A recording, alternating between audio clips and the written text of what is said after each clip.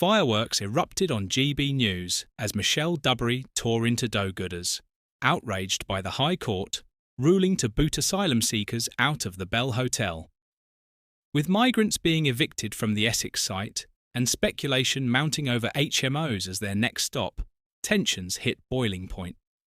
On the People's Channel, Dewberry's unleashed a blistering challenge, daring the virtue signallers to open up their own spare bedrooms if they truly cared. But former Labour MP Bill Rammell cut in with a chilling warning, spelling out what could unfold in the aftermath of this ruling. Watch the clip.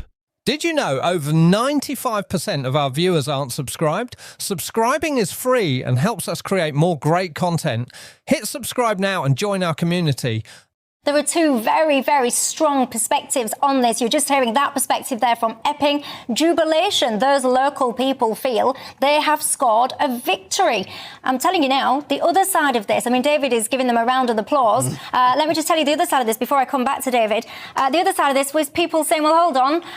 Lots of people, I can see the conversation online on the likes of social media saying that they disagree with this, that this is wrong, that all of these people coming over from France, what they're trying to do is essentially keep themselves safe, and actually the UK has caused all of this mess by interfering with ourselves when it comes to foreign policy all over the lands and destabilising all of these countries. Many people, you've seen some celebrating tonight, many people, I can tell you, are actually mourning this decision tonight. You're not, though. You're giving it a round of applause, David. I am giving it a round of applause. Well done, Epping. I mean, I think it's a very important judgment, and I think it will force the Home Office, who must be in full panic mode now, to review all these cases all around the country, because it's the same law. It's basically the misuse of hotels as hostels, and they don't actually have the planning go-ahead to do that. So it'd be very interesting to see what happens next, but it's a very important judgment, and it takes a lot of guts for a local council to stand up,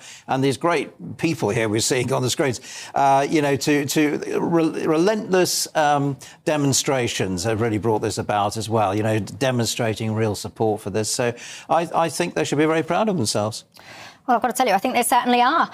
Quick thought from you, and then after the break, I might come back and explore this question a little bit more about what does this mean for the Home Office now. But I'll come back to that in a second. But just a quick response from you, Bill. Well, David, the guts of Epping Forest Council, the Bell Hotel has been used for migrants for 4 years, and this is the first time. And, it's been... Well, then it stopped for a while, and then it was restarted again. Yeah, but over a 4-year period, it's been used for about 3 years of those as a migrant hotel, and all of it, as I understand it, in breach of planning regulations. Epping Forest Council They've clarified the law now, that's the thing. Well, yeah, they have at the moment, but the problem is it just pushes the problem elsewhere. And I come back to the point, unless you're going to withdraw from the Refugee Convention, you're either going to have to put migrants in hotels, houses of multiple occupation, which I think potentially are worse, or detention centres. Whichever of those options you go for, local people and politicians are going to oppose it.